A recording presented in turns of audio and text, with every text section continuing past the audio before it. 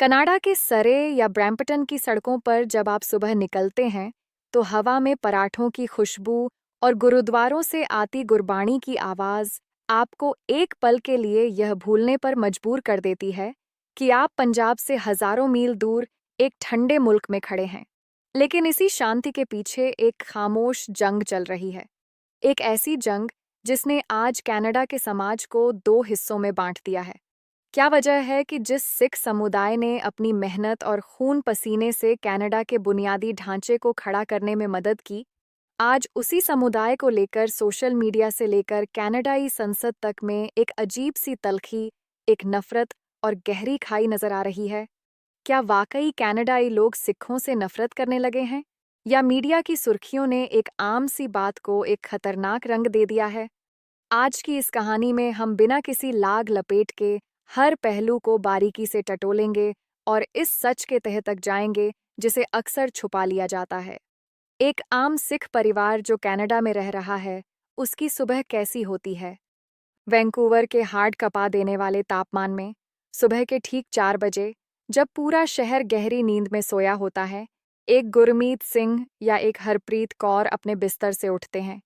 सिमरन और नितनेम के बाद उनका दिन शुरू होता है। कनाडा की अर्थव्यवस्था की रीढ़ की हड्डी कहे जाने वाले इस समुदाय का एक बहुत बड़ा हिस्सा लॉजिस्टिक्स और ट्रांसपोर्ट सेक्टर को संभालता है। सोचिए, अगर किसी एक दिन कनाडा के सारे सिख ट्रक ड्राइवर्स अपनी गाड़ियां खड़ी कर दें, तो क्या कनाडा ई शहरों के सुपरमार्केट्स में दूध, ब्रेड और ताज़ी सब्जियां पहुंच पाएंगी? जवाब है बिल्कुल नहीं। यह कोई बढ़ा चढ़ाकर कही गई बात नहीं है, बल्कि कनाडा ई ट्रांसपोर्ट अथॉरिटी के आंकड़े खुद बताते हैं कि ब्रिटिश कोलंबिया और ओंटारियो जैसे बड़े सूबों में लगभग 40% से ज़्यादा कमर्शियल ट्रक ड्राइवर्स सिख हैं। दिन के उजाले में यह लोग काम करते हैं, शाम को बच्चों को स्कूल से लाते हैं और वीकेंड पर इनका पूरा परिवार गुरुद्वारे की सेवा में लग जाता है। गुरुद्वारों के लंगर में सिर्फ सिख नहीं खाते, वहाँ कनाडा का वो गरीब श्वेत व्हाइट नागरिक भी पेट भरता है जिसके पास घर नहीं है, और वो इंटरनेशनल स्टूडेंट भी आता है जिसके पास हफ्ते के आखिर में पैसे खत्म हो जाते हैं। तो फिर सवाल उठता है कि इस बेहद मददगार, शांत और मेहनती कम्युनिटी के खिलाफ अचानक इतनी कड़वाहट क्यों पैदा होने लगी? क्यों कुछ कनाडाई यूट्यूबर्स और रेडिट थ्रेड्स पर सिखों को लेकर इतना जहर उगला जा रहा है? इस कहानी का दूसरा रुख समझने के लिए हमें उस कड़वाहट की वजहों को टटोलना होगा जो पिछले कुछ सालों में बहुत तेजी से उभरी है। इसके पीछे कोई एक कारण नहीं है, बल्कि कई सामाजिक, आर्थिक और राजनीतिक कारण आपस में जुड़े हुए हैं। सबसे पहला और बड़ा कारण है कल्चरल असिमिलेशन। कल्चरल असिमिलेशन यानी स्थानीय संस्कृति में न घुलना मिलना। कुछ कनाडाई नागरिकों का यह मानना है कि जब कोई विदेशी उनके मुल्क में आता है तो उसे वहाँ के तौर तरीकों को अपनाना चाहिए। लेकिन सरे या ब्रैम्पटन जैसे इलाकों में स्थिति यह है कि वहाँ आपको अंग्रेजी बोलने की ज़रूरत ही नहीं पड़ती। वहाँ के सारे साइन बोर्ड, दुकानों के नाम और यहाँ तक कि सरकारी दफ्तरों के पर्चे भी पंजाबी में मिलने लगे हैं। एक पुराने कनाडा ई नागरिक के नज़रिए से सोचिए, जिस शहर में वो पैदा हुआ, जहाँ उसने अपनी पूरी जिंदगी गुजारी, अचानक वही शहर उसे बेगाना लगने लगता है। उसे लगता है कि उसका अपना मुल्क उसकी आंखों के सामने बदल रहा है और वो अपने ही घर में एक अजनबी बन गया है। क्या यह डर जायज़ है, या फिर यह सिर्फ एक नए समाज को स्वीकार न कर पाने की कुंठा है? इसके साथ ही एक और बहुत बड़ा मुद्दा है जिसे हम हाउसिंग क्राइसिस और इकोनॉमिक प्रेशर कहते हैं। आज कनाडा के इतिहास में सबसे भयानक महंगाई और घरों की किल्लत चल रही है। एक आम कनाडाई नौजवान के लिए आज अपनी जिंदगी में एक छोटा सा घर खरीदना भी एक नामुमकिन ख्वाब बन चुका है। ऐसे में जब स्थानीय लोग देखते हैं कि पंजाब से आए नए अप्रवासी या स्थापित सिख परिवार मिलकर बड़े बड़े मकान खरीद रहे हैं, जमीनें ले रहे हैं, तो एक अनकहा सा रिफ्रैक्शन यानी मनमुटाव पैदा होता है। सोशल मीडिया पर अक्सर यह विमर्श चलाया जाता है कि इन लोगों के आने की वजह से हमारे बच्चों को नौकरियां नहीं मिल रहीं और रियल एस्टेट के दाम आसमान छू रहे हैं। हालांकि अर्थशास्त्री यह साफ कहते हैं कि कनाडा की आर्थिक नीतियां और सरकार की नाकामी इस क्राइसिस के लिए जिम्मेदार है, न कि कोई खास कम्युनिटी। लेकिन इंसानी फितरत है कि जब वो खुद तकलीफ में होता है तो वो हमेशा एक स्केपगोट यानी बलि का बकरा ढूंढता है। और इस वक्त कनाडाई मीडिया के एक हिस्से ने सिखों और आम भारतीय अप्रवासियों को उस बलि के बकरे के रूप में पेश कर दिया है। लेकिन बात सिर्फ जमीनों या मकानों तक रुकी होती तो शायद इसे संभालना आसान होता। इस पूरे विवाद की सबसे गहरी, सबसे संवेदनशील और सबसे खतरनाक जड़ है राजनीति। The globe and mail, the globe and mail और टोरंटो स्टार जैसे कनाडा के प्रतिष्ठित अखबारों ने पिछले 2 सालों में कई ऐसी खोजी रिपोर्ट्स छापी हैं जो सीधे तौर पर कनाडा की राजनीति और सिख समुदाय के बीच के कनेक्शन को उजागर करती हैं। कनाडा की कुल आबादी में सिखों का हिस्सा भले ही सिर्फ 2 से 3% हो, लेकिन उनकी राजनीतिक ताकत इस आंकड़े से कहीं ज्यादा बड़ी है। वो संगठित होकर वोट डालते हैं, वो गुरुद्वारों के जरिए भारी फंडिंग जुटा सकते हैं, और यही वजह है कि कनाडा की लिबरल पार्टी हो या कंजर्वेटिव पार्टी, कोई भी उन्हें नाराज नहीं करना चाहता। जगमीत सिंह, जो न्यू डेमोक्रेटिक पार्टी (NDP) के लीडर हैं, किंगमेकर की भूमिका में रहे हैं। आम कनाडाई नागरिकों के एक बड़े हिस्से में यह धारणा बन चुकी है कि जस्टिन ट्रूडो की सरकार वोट बैंक की राजनीति के चक्कर में देश के कानून और अंतर्राष्ट्रीय संबंधों को ताक पर रख रही है। इसी राजनीतिक रस्साकशी के बीच जन्म लेता है सबसे बड़ा विवाद, खालिस्तान आंदोलन का मुद्दा। कनाडाई धरती पर कुछ चरमपंथी तत्वों द्वारा चलाए जाने वाले इस आंदोलन ने न सिर्फ भारत और कनाडा के रिश्तों में आग लगाई है, बल्कि खुद कनाडा के अंदर भी सिखों की छवि को बुरी तरह प्रभावित किया है। जब कनाडा की सड़कों पर भारत के प्रधानमंत्रियों के आपत्तिजनक पुतले निकाले जाते हैं या सरे के गुरुद्वारों के बाहर हथियारों के साथ पोस्टर्स लगाए जाते हैं, तो एक आम कनाडाई नागरिक जो अमन पसंद है, वो डर जाता है। उसे लगता है कि ये लोग किसी दूसरे देश की लड़ाई को उनके शांत मुल्क की धरती पर लड़ रहे हैं। सीबीसी न्यूज़ की एक रिपोर्ट के मुताबिक कई कनाडाई नागरिकों ने इंटरव्यू में कहा कि उन्हें इस बात से कोई सरोकार नहीं है कि भारत में क्या हो रहा है, लेकिन वो नहीं चाहते कि कनाडा के शहरों में गैंगवार, हथियारों का प्रदर्शन या किसी दूसरे देश के खिलाफ हिंसक रैलियां निकाली जाएं। क्या यह चिंता गलत है?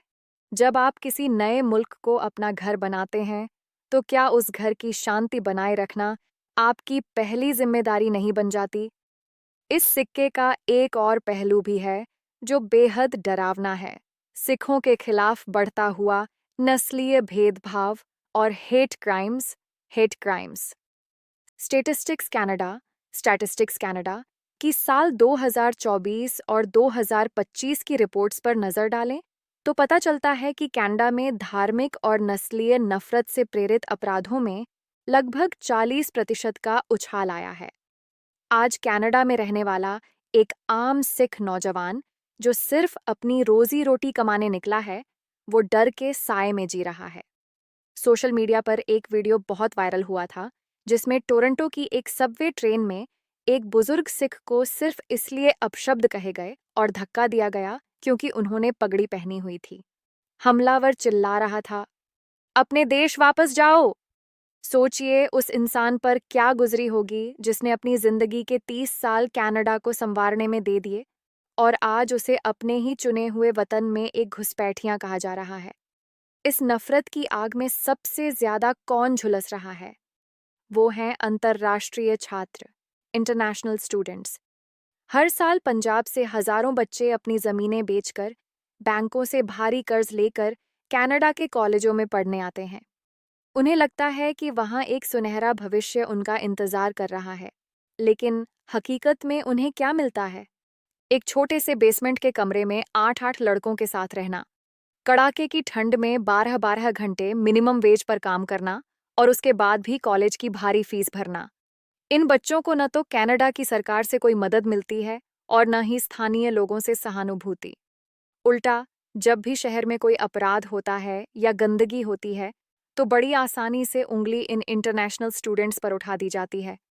वैंकूवर सन, वैंकूवर सन के एक आर्टिकल में यह साफ लिखा गया था कि कनाडा के कॉरपोरेट्स और कॉलेजों ने इन बच्चों को सिर्फ एक कैश काउ यानी पैसा कमाने की मशीन समझ लिया है, और जब सिस्टम चरमराने लगा तो सारा दोष इन्हीं बच्चों के सिर मढ़ दिया गया। क्या यह पूरी तरह से नाइंसाफी नहीं है? यहाँ पर हमें यह भी देखना होगा कि खुद सिख समुदाय के भीतर इस स्थिति को लेकर क्या सोच है। सिख समाज कोई एक विचारधारा से बंधा हुआ समाज नहीं है। कनाडा में रहने वाले सिखों की एक बहुत बड़ी आबादी ऐसी है जो पूरी तरह से मॉडर्न है, जो कनाडा के कानून का सम्मान करती है और जो खुद इन चरमपंथी हरकतों से परेशान है। सरे के एक नामी सिख बिजनेसमैन ने एक इंटरव्यू में कहा था, कुछ मुट्ठी भर लोग जो सोशल मीडिया पर जोर शराबा करते हैं वो पूरे कनाडाई सिख समाज का प्रतिनिधित्व नहीं करते। उनकी वजह से हमारे बच्चों को स्कूलों और कॉलेजों में बुलिंग का सामना करना पड़ता है। लोग हमें शक की निगाह से देखने लगे हैं। तो फिर मीडिया सिर्फ उसी हिस्से को क्यों दिखाता है जो हिंसक है या जो विवाद खड़ा करता है? क्योंकि मीडिया का नियम है, जो विवादित है वही बिकता है। तनाव तब और बढ़ जाता है जब अंतर्राष्ट्रीय खुफिया एजेंसियों की रिपोर्ट्स सामने आती हैं। हरदीप सिंह निज्जर की हत्या के बाद जिस तरह से भारत और कनाडा के कूटनीतिक संबंध टूटने की कगार पर पहुंच गए, उसने कनाडा के आम सिखों को एक बेहद असहज स्थिति में लाकर खड़ा कर दिया। अचानक से वो सिर्फ एक कनाडाई नागरिक नहीं रहे, बल्कि उन्हें एक बहुत बड़े जियोपॉलिटिकल ड्रामे का हिस्सा बना दिया गया। आम कनाडाई लोग अब यह सवाल उठाने लगे हैं कि क्या हमारी सरकार हमारे टैक्स के पैसे का इस्तेमाल उन लोगों को बचाने के लिए कर रही है जो हमारे देश के हितों से ज्यादा किसी बाहरी एजेंडे को तवज्जो देते हैं? यह एक ऐसा सवाल है जिसका जवाब बेहद पेचीदा है और जिसने दोनों समुदायों के बीच अविश्वास की एक गहरी खाई खोद दी है। लेकिन क्या इस खामोश जंग का कोई अंत है? क्या कनाडा का वो पुराना भाईचारा वापस आ सकता है जहां हर संस्कृति का सम्मान होता था? इतिहास गवाह है कि सिखों ने हमेशा हर मुश्किल घड़ी में पूरी दुनिया का साथ दिया है, चाहे वो कोविड-19 महामारी के दौरान कनाडा की एसएडिडिचकों पर मुफ्त खाना बांटना हो, या फिर ब्रिटिश कोलंबिया के जंगलों में लगी आग के वक्त लोगों की मदद के लिए गुरुद्वारों के दरवाजे खोल देना हो। सिख कम्युनिटी की यह सेवा भावना ही उनकी सबसे बड़ी ताकत है। लेकिन आज ज़रूरत इस बात की है कि इस ताकत का इस्तेमाल कनाडाई समाज के साथ दोबारा जुड़ने और संवाद स्थापित करने के लिए किया जाए। गलतफहमियों को सिर्फ बातचीत से दूर किया जा सकता है, न कि सोशल मीडिया पर एक दूसरे के खिलाफ जंग छेड़कर। कनाडा का भविष्य इस बात पर निर्भर नहीं करता कि वहाँ कितनी नई इमारतें बनती हैं या कितनी गाड़ियाँ चलती हैं, बल्कि इस बात पर निर्भर करता है कि वो अपने बहुसांस्कृतिक मल्टीकल्चरल ढांचे को कैसे बचाकर रखता है। अगर नफरत की इस आग को वक्त रहते नहीं बुझाया गया तो नुकसान सिर्फ सिखों का नहीं होगा, बल्कि उस पूरे कनाडाई ख्वाब का होगा जो दुनिया भर के लोगों को अपनी तरफ खींचता है। ये कहानी सिर्फ एक समुदाय की नहीं है, ये कहानी है इंसानी जज्बे की, बदलती हुई दुनिया की और उस डरावने सच की जो आज हमारे सामने खड़ा है। अब फैसला कनाडा के समाज और वहां रह रहे हर नागरिक को करना है कि वो नफरत के इस रास्ते पर आगे बढ़ना चाहते हैं या फिर से उसी सतरंगी और खूबसूरत कनाडा का निर्माण करना चाहते हैं जहां हर सिर पर बंधी पगड़ी को सम्मान की नज़र से देखा जाता था।